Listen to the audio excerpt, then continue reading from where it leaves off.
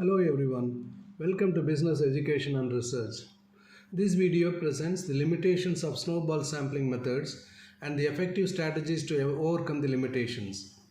Snowball sampling is a method used in social science research to gather data from hard-to-reach populations. It involves starting with initial participants known as seeds or key informants and then asking them to refer others who meet the criteria for the study. This referral process creates a chain effect, expanding the sample size. Researchers continue recruiting new participants and collecting data until they reach saturation or the desired sample size. While snowball sampling is useful for accessing hidden populations, it may introduce bias and limit generalizability. Nonetheless, it remains invaluable in exploratory studies or when studying a marginalized communities or sensitive topics. Snowball sampling is frequently applied when studying populations that are challenging to access through traditional means, such as homeless individuals, undocumented immigrants, or people living in remote areas. Researchers utilize snowball sampling when studying marginalized groups, including ethnic minorities or individuals with disabilities, to understand their unique experiences and perspectives. Snowball method is employed in researching illegal activities or stigmatized behaviors like drug use, sex work, or gambling, where participants may be hesitant to disclose information openly due to legal or social repercussions. Snowball sampling is useful for studying populations affected by rare diseases or conditions such as certain genetic disorders where identifying and accessing individuals for research purpose can be challenging. Researchers investigating social networks such as friendship networks, professional networks, or online communities may use snowball sampling to understand the structure, dynamics, interactions within these networks. Snowball sampling is applied in researching refugee or immigrant communities to explore their integration, adaptation, and experiences in host countries, addressing issues like language barriers, access to health care, or employment opportunities. Researchers studying reintegration into society among ex-convicts or former gang members may utilize snowball sampling to understand their challenges, success, and support networks post-release or exit from the gang.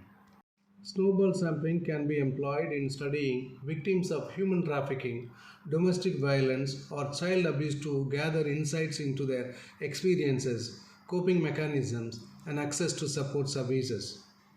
Researchers investigating specific cultural or subcultural groups such as indigenous communities, religious minorities, or countercultural movements may use snowball sampling to explore their beliefs, practices, and social dynamics.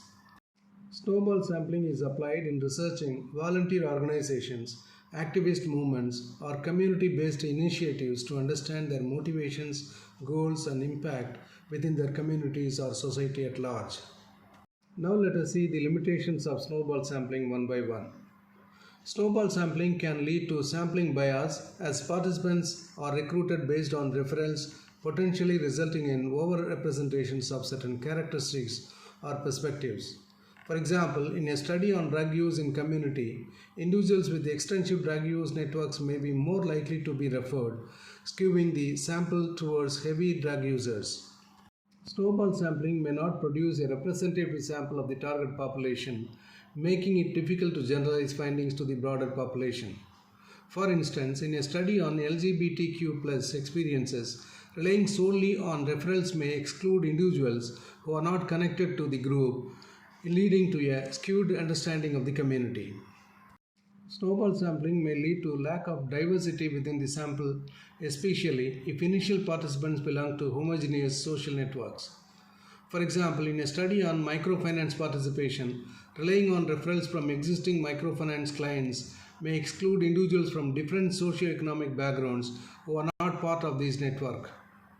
Researchers may struggle to control the sample size in a snowball sampling method, leading to uncertainty about the adequacy of the sample size for analysis. In a study on online gaming addiction, the sample size may grow rapidly through referrals, making it challenging for researchers to determine when to stop recruitment and data collection.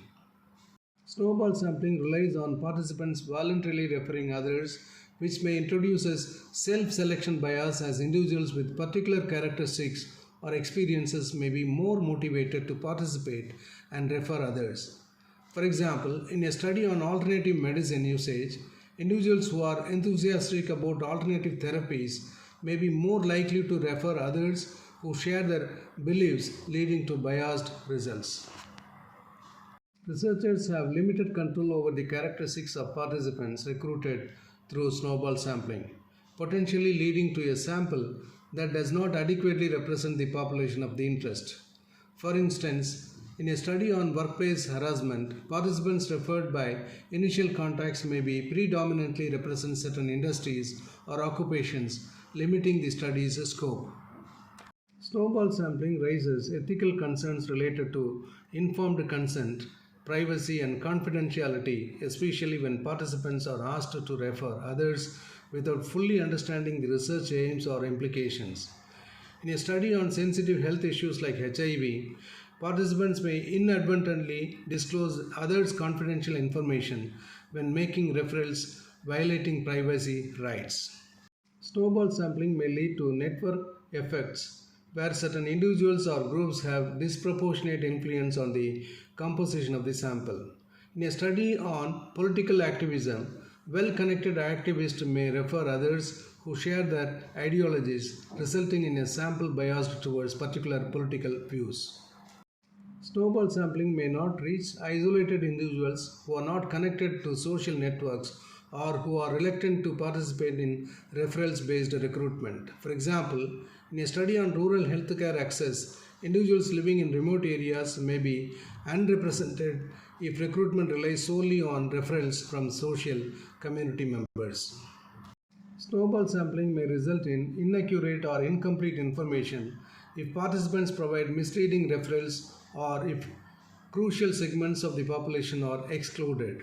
In a study on illegal logging activities, relying on referrals from individuals within the logging industry may overlook key stakeholders such as environmental activists or local communities affected by deforestation. Snowball sampling may hinder the establishment of causality in research findings due to the lack of control over participant selections and potential confounding variables.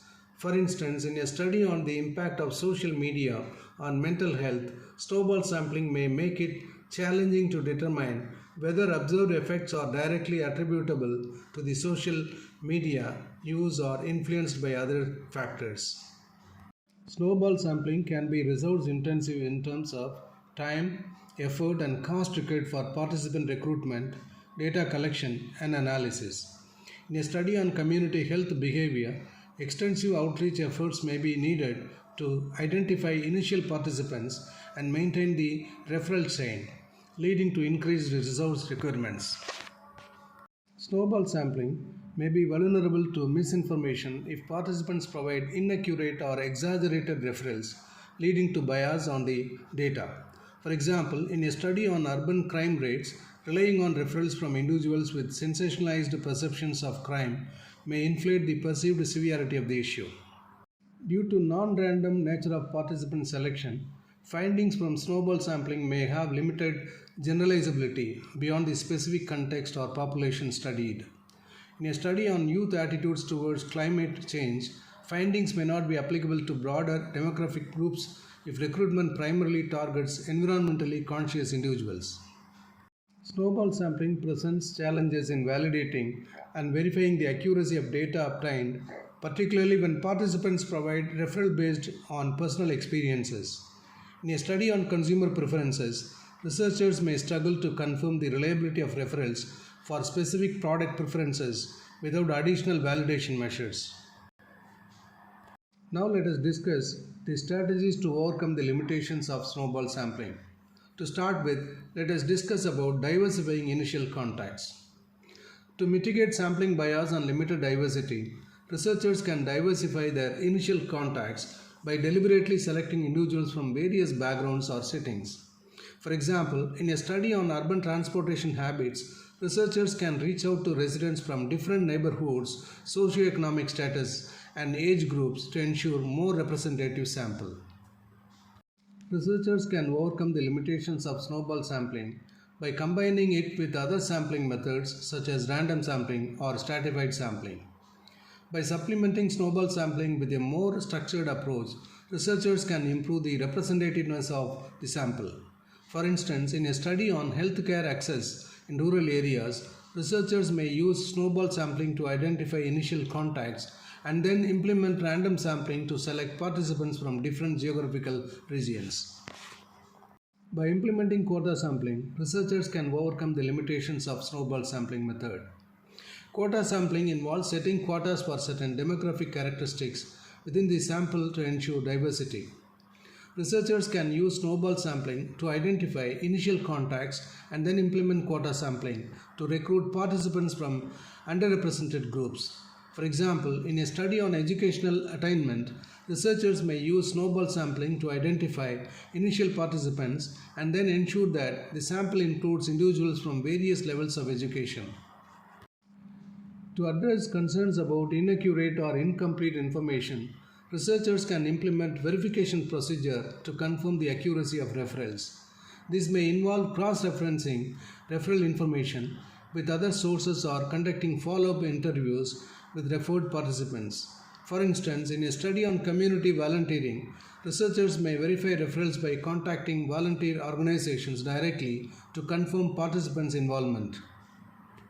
Researchers should prioritize ensuring informed consent throughout the referral process to address ethical concerns.